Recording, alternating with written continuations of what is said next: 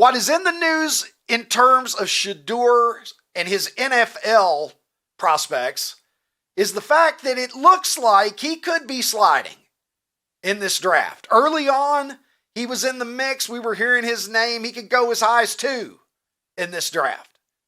We heard him connected with the Browns. We heard his name connected with a number of other teams. The New Orleans Saints picking at 9 at one time seemed like that was as low as he could go. But lately we're hearing that he could slide as far as 21st in the draft, which is where the Pittsburgh Steelers are waiting. And they've got a quarterback conundrum because right now I guess they're waiting for Aaron Rodgers to emerge from some spiritual drug-infused retreat. And then we'll see if he sees his shadow or not, like Punxsutawney Phil, and whether or not there'll be 6 more weeks of waiting and trying to figure out what the fuck Aaron Rodgers is going to do. So the Steelers are perhaps thinking about Shedeur Sanders, but of course he'll have to slide that far. Now, is it possible that he could slide that far? Well, maybe if reports such as this one are accurate. An unnamed NFL assistant coach throwing some shade at the young Sanders here. And take a look. The quote, and again, unnamed sources, make of it what you will. But here's the quote. The worst formal interview I've ever been in my life. He's so entitled. He takes unnecessary sacks. He never plays on time. He has horrible body language. He blames his teammates. But the biggest thing is he's not that good. So other than the fact that you think that he's an entitled person with horrible body language who blames his teammates, that's not even the biggest part of the problem, according to this unnamed assistant coach. The biggest part of the problem is he's just not that good. Even if he was a swell guy, maybe he doesn't have the ability that matches the hype. Shedeur, however, seems to be aware that he might not be going as high in this draft as he once speculated. On Max Crosby's podcast, Shedeur had this to say. You got one more. Whoever gonna be the quarterback for DK Metcalf and George Pickens, whoever that is. For sure. I love that. That's a hell of a... You wouldn't mind throwing to DK Metcalf and George Pickens. Well, okay. If that's the case, maybe, I don't know, Mike Tomlin might be a good coach for this kid. I don't know how it's going to work, but the criticisms about his attitude, the way that he carries himself, it sounds so familiar. Because I'm old enough to remember when his daddy came into the league and how people viewed that. Deion blinged out with chains all around his neck, wearing sunglasses and funny little hats, or maybe just not even wearing a shirt at all. Deion making history back in 1989 when he became the world's first 3-sport athlete by turning pro in football, baseball, and assholery. Some say that was his strongest sport, assholery, one of the legends that there's ever been. Look, I would say this about Shedeur. I understand how the optics sometimes of the way that he handles himself with the media, I see how it could rub people the wrong way, and I'm not entirely sure that I would want to draft him, honestly, if I were a personnel director in the NFL. But on the other hand, I remember the gnashing of teeth and hand-wringing about Deion when he came out of Florida State. And say what you will about Deion and all the news that he's made and everything that went with his career, it turned out pretty fucking good, didn't it? He's maybe the greatest cornerback in the history of the NFL. He is certainly on the very, very short list. I saw some all-time NFL team recently. The cornerbacks were Deion and Rod Woodson. And I don't know that I can really argue with that. He's probably first-team cornerback all-time NFL, despite everything. And believe me, if you're old enough to remember 1989, Shedeur seems mild and reserved and pretty well-mannered compared to his dad. And his dad worked out all right. Now, does he have his dad's talent? I don't think so. Does he have enough talent to be a mainstay in the NFL at the quarterback position? Time will tell. We're going to see where he ends up going in this draft. If he makes it to Pittsburgh at 21, might be a pretty good pick for them. My pleasure to welcome back to the program the fine Pro Bowl quarterback of the Los Angeles Rams and the man who dropped Jim Rome like a bad habit. Jim Everett joins the show. Jim, how are you? Ricky, always good to be with you. And hey, everyone in Chicago, man. I was just up there the other month, so it was good. Good place. Ricky, you're even better. I'm telling you. Thank you, brother. It's good to have you back on. I want to start out with a little NFL draft talk. I want to throw up a tweet that you had here recently talking about the draft. This coming from Jim Everett, a man who was selected third in the NFL draft, so he knows a little something about what he's saying. Advice to NFL draftees: stay stubborn in your goals, learn the playbook fast, and represent yourself wisely. Your dreams in reach, grind for it. Is Shedeur Sanders doing that, Jim? Hey, you know what? If you're going to be in the NFL for a period of time, you're going to be doing it year in and year out. And I think the best example is not an NFL guy. It's Kobe Bryant. Played 20 years, and every year he came up with something new, something better. And that's what I'm trying to tell the college guys is, you're getting to the bigs, right? But every year you got to put on tape something better, something better. You got to counter your weakest link because, for example, Ricky, if I'm a cornerback and I get beat by a fast receiver, every week from then on, I will have the fastest guy trying to run by me because it was on tape one time. So you got to keep improving, and that's exactly what it is. Just getting to the show isn't enough. Being the best in the show means improving every day, and that's what that tweet was about, Ricky. Well, it's great advice. I mean, there's no question about it. And coming from one who knows what it takes to play at the highest level, what do you make, in all seriousness, of the criticisms of Shedeur Sanders right now? We were just talking a little bit earlier in the program, some unnamed NFL assistant coach, and we'll take these unnamed sources, with a grain of salt, but a coach who allegedly is saying that he's not impressed. It was the worst interview he'd ever seen. He didn't like his attitude. He blamed his teammates, etc., etc. How much can you hurt yourself in these interviews, and how fair is it, do you think, to judge a kid on how the interview goes? Okay, so let's take that in the context of where we are in life right now, Ricky. It's 24 hours and we got the draft, right? So if I'm a general manager, and I certainly might want a kid, hint, hint, Steelers, I might talk stuff about him so someone doesn't draft him, New York Giants, at number 3. If I can get the consensus going on that he's whatever it might be a smokescreen, Ricky. That's how this works. So the stuff you hear out there, don't believe it. I wouldn't believe a thing about it. There are guarantee there's enough guys out there that love Shedeur that would love to have him play for his team, as opposed to this one guy that gets this. Now, our media loves to promote this type of stuff, and maybe he does fall to 21 to the Steelers because of this type of stuff. I wouldn't say that Tomlin would be doing this on purpose, but maybe he is. Maybe this is a strategy. I know there's teams out there that their general manager and the inside, they don't even let their employees see who their draft list is because they don't want rumors out there. And that's all this is a rumor, and I think Shedeur will be just fine. That's very Machiavellian. I love the idea of the mind games that may be getting played between different franchises here. Jim, look, let's stick with the Steelers for a second. Okay.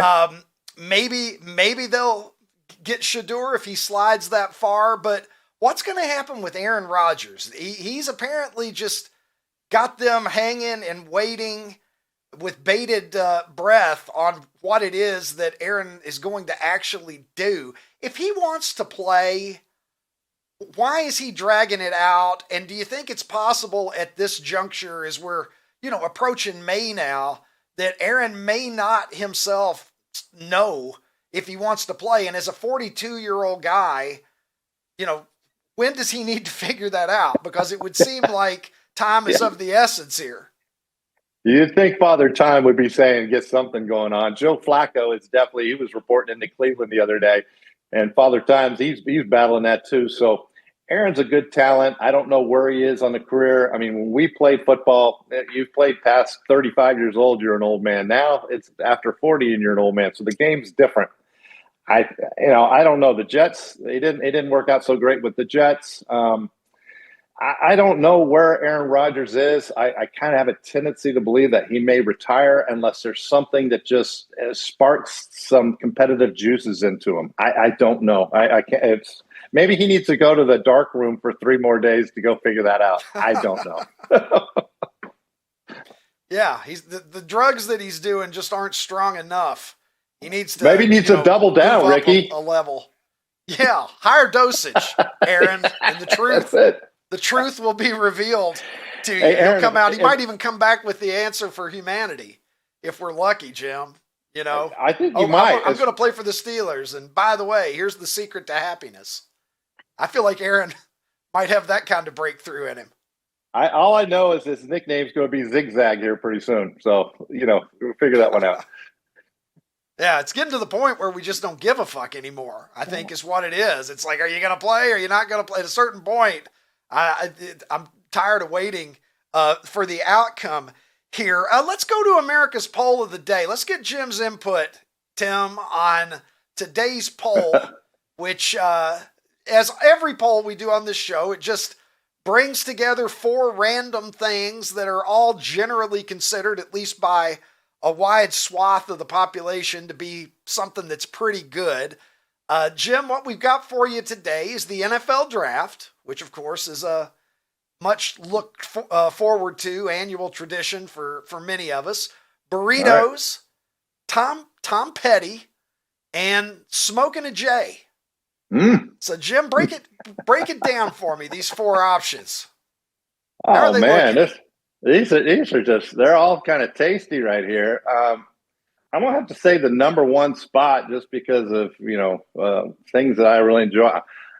Ricky, I'm going burritos, man. I'm going burritos, all in on them right this second. I know the NFL draft is at the forefront right here on everyone's head, wanting to know what's going on. So that's kind of the obvious one. Tom Petty and smoking a joint, is there a difference? I don't know. They pair awfully nicely together, or so I've been told. It's like cheese and wine right there. So I don't know. Burritos to me is the one that stands out, and I'm putting ghost peppers on that dude and getting hot. All right. Let's bring Tim in. Tim, I'm going to bring you in here. I want you to explain to Jim Everett. See, this is what happens. You're going to have to defend this opinion of yours. Jim's voting burritos. Jim likes burritos so much that he's voting burritos, and he was selected 3rd in the fucking NFL draft, okay? That's quite an endorsement of burritos. Now, you voted for burritos as well, but I want you to explain to Jim so that he can be as disgusted as I am by how you eat a burrito. Crowning achievement here. Crowning achievement. Jim Everett, good stuff, man. Love that you've coined the phrase, the professor to the Cobb here, to the Cobster.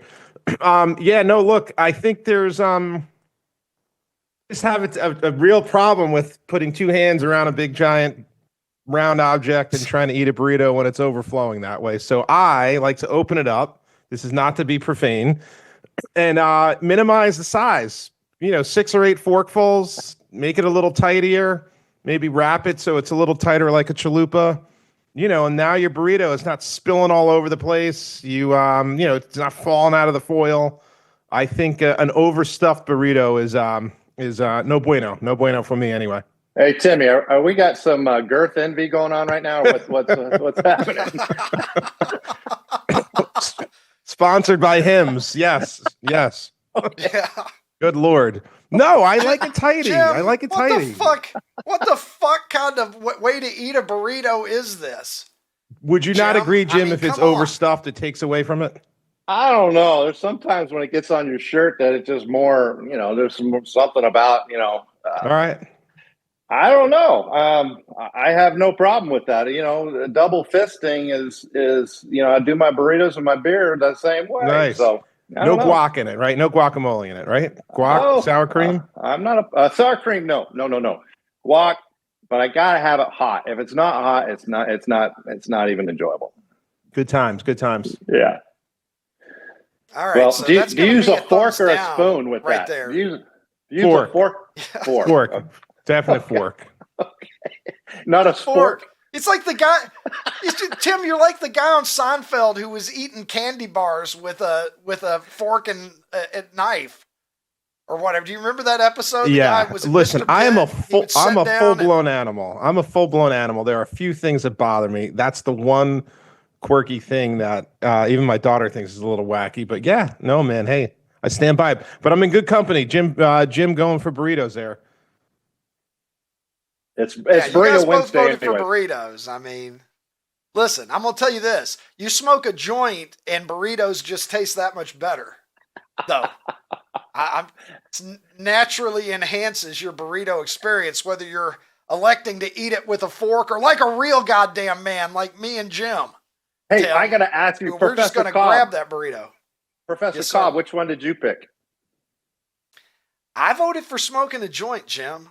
I mean, they're all good.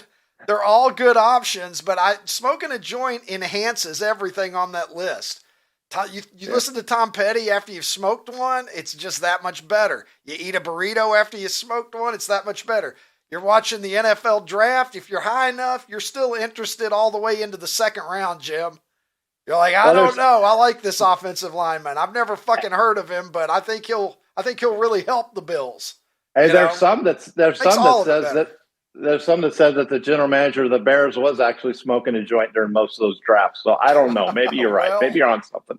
Listen, well, that's a little different spin on it because I'll tell you, something was going wrong. Ashton Jeanty is also wondering where he's going to be drafted. Boise State's outstanding running back, the runner-up for the Heisman Trophy. If he had played in a season in which Travis Hunter wasn't doing stupid things by playing full-time on both sides of the ball, Ashton Jeanty would probably have a Heisman, and he is going to be the highest selected running back that we've seen in a minute in the NFL. Ashton Jeanty saying that he's hoping that he can get Roger Goodell to do a little dance with him when he goes up on stage.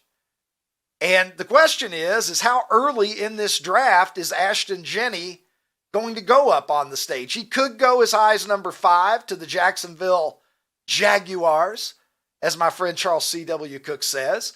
A lot of people have him connected with the Las Vegas Raiders at number 6.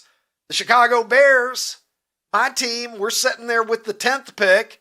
If Ashton Jeanty is on the board at 10, could the Bears make a move? Maybe the New York Giants will slide in at 8 if he's available there and make a play on him. They're still feeling the sting of letting Saquon Barkley walk, of course, in the Meadowlands. But some of the running backs, rather, who have been drafted in the top 10 in the last 10 years. It used to be, it wasn't uncommon at all to see running backs go very high in the draft. You'd have multiple running backs in the first round, as I recall when I was a young man, and running backs consistently went as high as number 1 overall. It wasn't uncommon at all. But it has become a position in the league where people kind of take the attitude now, we'll plug somebody in there and we'll be okay at the running back position. This isn't a position where we need to go and burn a very high first round draft pick. But some of the names you will recognize. Running backs taken in the top 10 in the last 10 years. Todd Gurley, number 10, 2015. Ezekiel Elliott, number 4, 2016. Ezekiel Elliott from Ronnie, help me. Are you awake? Ohio State University. That is correct, sir. Leonard Fournette, number 4 overall in 2017. Christian McCaffrey went 8 in 2017. Barkley went 2nd in 2018. Robinson 8th overall in 2023 to the Falcons coming out of Texas. You're talking about one running back in this decade who has gone in the top 10, and he went number 8. So Ashton Jeanty has a chance to be the most prized running back of the 2020s, and we will find out where he ends up. Ronnie, let me now welcome officially to the program the international streaming star who joins me from Nashville, Tennessee, Ronnie T-shirts. Ronnie, what do you make of the talk about the college football playoff? We went all this time to get to the 12-team playoff, and then just immediately everybody seemed to be like, oh, well, this sucks. What the fuck are we doing here? Why is Ohio State seated there? We got these, conference champions who got buys that Boise State, for instance, right? Where you're looking and you're thinking, that probably shouldn't have happened. And maybe that didn't make for the best playoff. What do you think is going to happen here? It seems inevitable that there's going to be some sort of restructuring of the current format. In the news here, being reported, Awful Announcing picked up the story that TV ratings, at least it's been floated, allegedly, behind the scenes, that TV ratings could be a consideration for playoff seeding, which sounds like the worst fucking idea ever and just an undemocratic idea if I've ever heard one. What do you think about that thought that is out there, and what do you expect to see happen with the college football playoff going forward? That's the dumbest thing I've ever heard. Like literally the dumbest thing I've ever heard. If they're trying to make the college football playoffs the best they can, and they're going to use TV ratings. So I guess that means Ohio State, Michigan, Alabama, Texas, Georgia, like they're just always going to be the top seeds. I mean, I know they think there'd be a little formula, but that's just absolutely dumb. It'll never happen. I think Awful Announcing put that out there just so we would talk about them. I think the only way to do this is a 16-team playoff, and I personally would like to see a little bit of a hybrid of people deciding and use some computers, and to seed them that way. Last year's seedings were just idiotic. That needs to be revamped, but I don't like the buy. I just think it needs to be the top 16 teams and then just play it out that way. That's how FCS does it. They do 16 teams and then they play it down to a championship. Look, it needs to be 16 teams, clearly. And when it becomes 16 teams, which it inevitably will sooner or later, I don't want to hear anybody bitching about not getting in there. Oh my gosh, no. I don't want to hear a fucking word of whoever was 17th and didn't make it about how they think they need to be in there. Keep your fucking mouth shut with that. Because I didn't want to hear it this year. Because to me, if you're not clearly inside the top 12, just, shut up and sit down. And I'm looking at you, Alabama. I'm looking at Alabama on that one. But 16 teams, that's it. Let's forget it. Let's not have a bye. Let's play it out. You're going to have to win 4 fucking games to be the national champions. Everybody's in the same boat. And then maybe we'll have less complaining and more focus on the product on the field. I mean, they'll still be complaining. There was way too much focus this season. Well, yes, there will be, but less at least. It's like crime. I used to tell my students in Social 101, hey, it's like crime. It's like any disease on society. Crime, racism, just anything. It's just human nature precludes it from ever being perfect. The goal is to see it minimized as much as you possibly can. Right. And so, yes, people are going to bitch and complain. You'll never be able to get around it.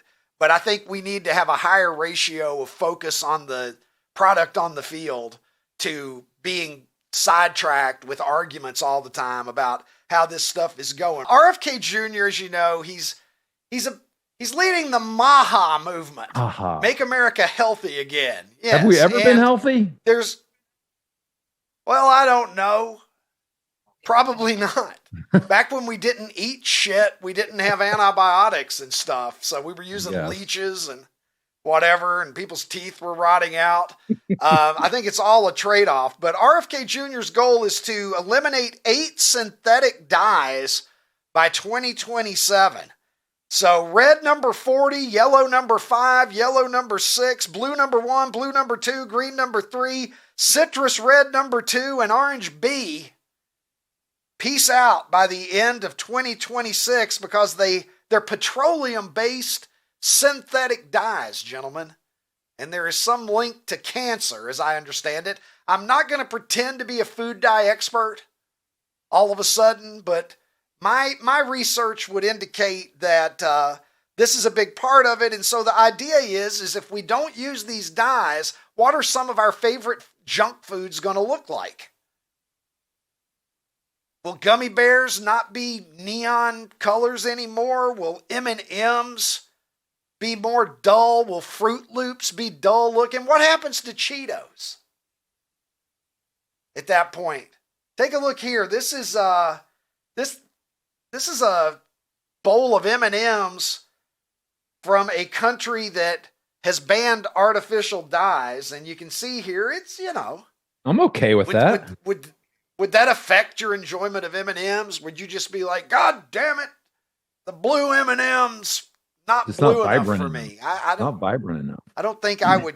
Don't think I would care. You can't taste colors, by the way.